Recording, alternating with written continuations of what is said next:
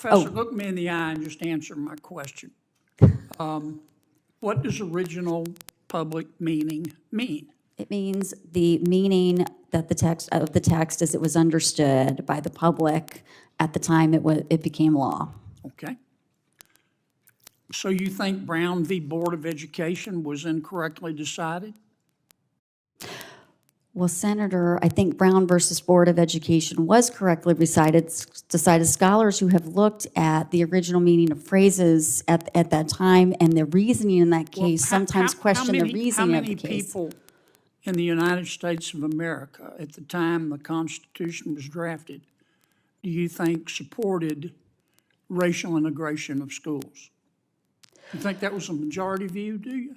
Well, Senator, but first, Professor, do you think that was a majority view? Do you think most Americans at the time the Constitution was drafted supported integration of public schools, racial integration? well, What's Senator, up, America? Welcome back to Right View Nation. If you love this country, if you respect the Constitution, and if you're sick of watching the left and even some so-called tough senators try to twist our laws into political weapons, then hit that subscribe button, smash that like button, and drop a comment below. Don't forget to share this video with every patriot you know, because truth doesn't spread itself. Kennedy. Professor, congratulations. I believe you testified that you think the Constitution should be interpreted according to its original public meaning. Is that right? Yes, Senator. What does original public meaning mean?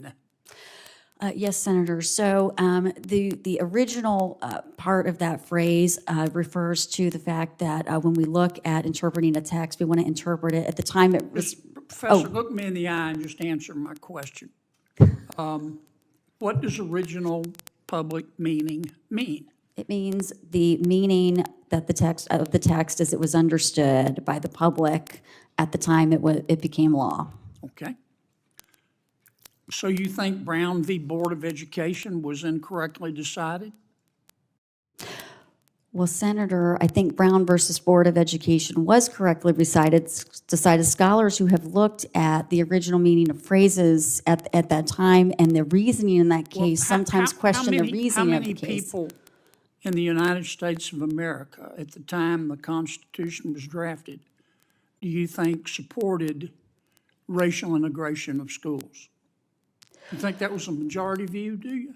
Well, Senator, but first, Professor, do you think that was a majority view? Do you think most Americans at the time the Constitution was drafted supported integration of public schools, racial integration? well, Senator, I don't know as a sociological matter what percentage of people thought what at that time. I should point out that when we got to Brown versus Board of Education, of course, there had been several fundamental amendments to the. But isn't that inconsistent with your statement that you have to interpret it according to original public meaning? Well, what about the 14th Amendment and the 13th Amendment and the 15th Amendment? So original public meaning would mean with those. Well, that would mean we would interpret those amendments and those protections with the understanding of the text and structure at the time those amendments were ratified, which is different, of course, in the 19th century. Let's go back to Brown v. Board. Look, I think Brown v. Board was correctly decided, and I suspect you do too. But if you say we interpret the Constitution according to the way that people at that time understood it, do you really think that people at that time in America supported racially integrated schools? Do you really believe that?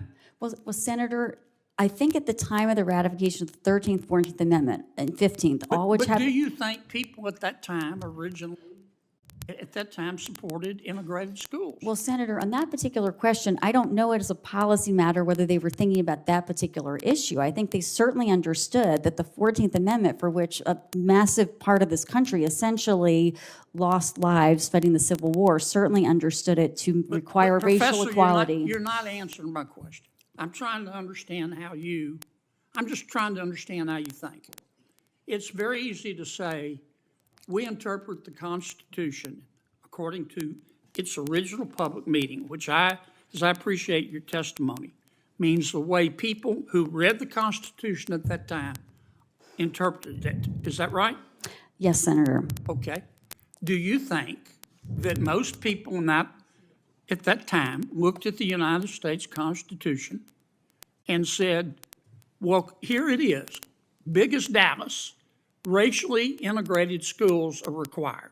Do you really believe that? Senator, I don't know, but And if you don't, I don't think you do, because I think historically that wasn't the case.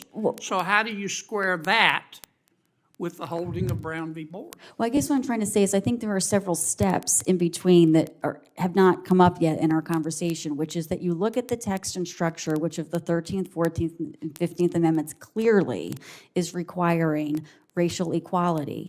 And then over time, that has to be applied to different questions as they arise in context. So if the requirement is that all races be treated equally under the law, and the evidence shows that segregated schools is not doing that, then the requirement could be applied to integrate schools. When you interpret a statute, you talked about interpreting it according to its plain meaning. What if the statute is ambiguous? Well, Senator, if the statute... What do you do if it's ambiguous? If it's ambiguous on the particular question coming before the court, I start with that phrase, but I also look at the context of surrounding provisions. No. I understand you define ambiguity as the language plus the surrounding language. Yes. I get that part. How ambiguous does it have to be? 51% ambiguous or just a little bit ambiguous? So I have to say I would use the same approach essentially in all cases regardless of the ambiguity, because I would always start with the text, move to the surrounding provisions with the aim of fully understanding what Congress and the President had enacted. And only at that Professor, point... I'm going to run out of time. With respect, answer my question. Well, okay, you're giving me professor talk. How ambiguous does it have to be? I mean, I think under the Supreme Court's recent precedent in Chevron, it underscored that the court can never just rest and say it's ambiguous. The court has to come up with an answer. Yeah. So why don't you just look at legislative history? Well, you can't look at legislative history statements one by one because the individual intent... Well, Senator, with respect, because this body has its role in our system as an institution, not one by one. So your personal understanding of the law doesn't matter. This will be my last question. I'm sorry. Coons went way over. So you're telling me that it doesn't help you at all to go through and look at the congressional record or read the committee reports or any of that? You don't think that's helpful in interpreting what a statute means?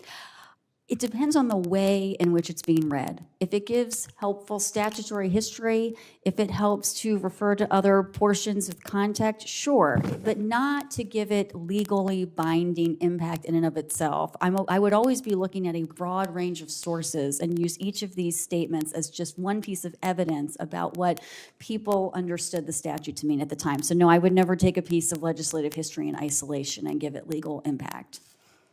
Thank you, Madam Chair. Thank you. Now let's get right into it. Senator John Kennedy just grilled a female law professor about her belief in interpreting the Constitution by its original public meaning. And let me tell you, this back and forth exposed a lot. Not about her weakness, but about the desperate games politicians play when they don't like the plain meaning of our Constitution. The professor laid it out clearly. Original public meaning means the Constitution should be read as the people understood it when it became law. That's called fidelity. That's called respecting the rule of law. But Senator Kennedy, instead of focusing on that principle, he tried to corner her, dragging out Brown versus Board of Education as a way to trap her. Now don't get me wrong, Kennedy has a reputation for being witty and sharp. But here, he was pressing for a gotcha instead of respecting the fact that the professor stood her ground. She made it clear, Brown versus Board was rightly decided. Why? Because the 13th, 14th, and 15th Amendments guaranteed equality under the law.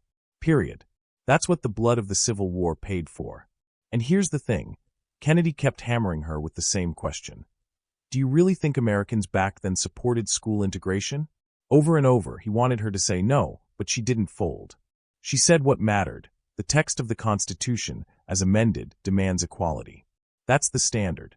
not the popularity polls of the 1800s, not the sociological fads of the time. The Constitution itself. That took guts, folks. Because when John Kennedy goes after you, he doesn't let up. And yet she stayed calm, steady, and principled. That's exactly what we need more of in our courts and classrooms. People who won't bend just to please politicians. Then Kennedy tried another angle, pressing her about ambiguous statutes. He kept asking, how ambiguous does it have to be? 51% ambiguous. That's not serious constitutional debate, that's theater. And she called it out without backing down. She explained the right way. Start with the text, consider the surrounding provisions, and interpret the law faithfully. Finally, Kennedy poked at legislative history. And again, she nailed it. She said legislative speeches and committee reports might provide context, but they aren't binding law. Because guess what? America is a nation of written laws, not a nation ruled by side comments in congressional hallways. That's the truth, and she didn't budge on it. So here's the bottom line. Senator John Kennedy tried his best to rattle this female professor, but she stood tall on principle. And you know what? That's exactly how every constitutional debate should go. Firm, unapologetic, rooted in the actual text, not feelings, not fads, not political theater. The Constitution is the greatest governing document in human history. It doesn't need to be reimagined by elites or activists. It needs to be respected, defended, and applied faithfully. And if that makes some politicians uncomfortable, too bad. That's why Right View Nation will never back down. We will always stand with the Constitution, with truth, and with the United States of America.